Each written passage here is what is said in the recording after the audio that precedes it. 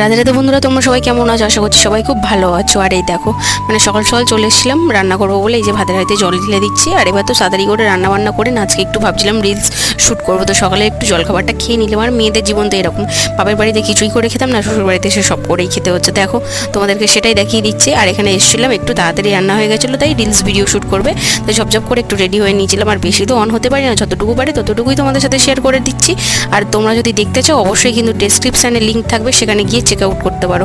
আর এখানে সন্ধ্যাবেলা পড়িয়ে নিচ্ছিলাম, পড়ানো হয়ে গেলে এখানে চলেছিলাম আবার সরকারি চাকরি, মানে রান্নাবান্না করে নিলাম। তো রান্নাবান্না কী কী করলাম চলো আজকে তোমাদের সাথে দেখা যাক, মানে অনেক দিন বাদে আর কি দেখাচ্ছি। তো পরোটা করেছিলাম, একটু ভাত ছিল, আর করেছিলাম একটু গরম গরম সয়াবিনের তরকারি। তো বেশ ভালোই লাগে পরোটা দিয়ে সয়াবিনের তরকারি।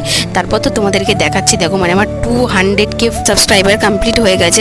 না ওরকম কিছু হয়নি, তোমাদের সাথে একটু মজা করছিলাম। তবে হ্যাঁ, তোমরা যদি আশীর্বাদ করো খুব তাড়াতাড়ি সেটাও এগিয়ে যেতে পারো। আজকের মতো টাটা।